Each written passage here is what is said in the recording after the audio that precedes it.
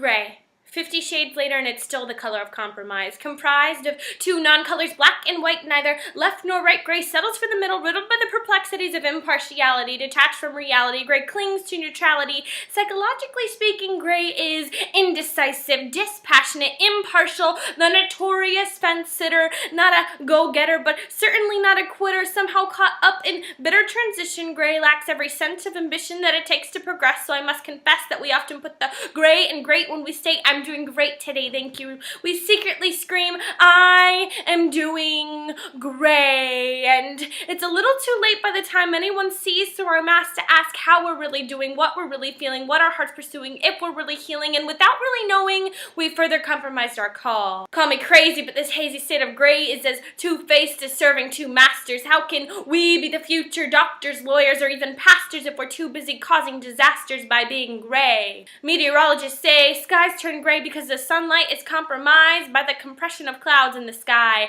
Doctors document that our naturally pink brains turn gray when we die. Scientists say that our hair turns gray because the needed level of melanin is compromised. Do you realize that every mention of gray is belittling? That this quite crippling reputation is seen in everything you see? Historically, gray's associations were never adored. In the Middle Ages, gray was the color worn by the poor. In Old French, the word gray, aka gris, referred to the drunk, and grisette was the French word for whores. And if that doesn't convince you, there's more. After the Civil War, gray became a metaphor for uniform, meaning that everyone must conform to the norm, but the Bible calls us to be transformed by the renewing of our minds. So I find it hard to believe that gray is what we should be aiming for. We've got all these gray areas that are spiraling out of control. We're not running on empty, but we're certainly not full. How do you expect that we take care of our souls if we're too busy being gray? We've covered gray in the psychological, historical, and scientific, but there's some pretty specific implications for the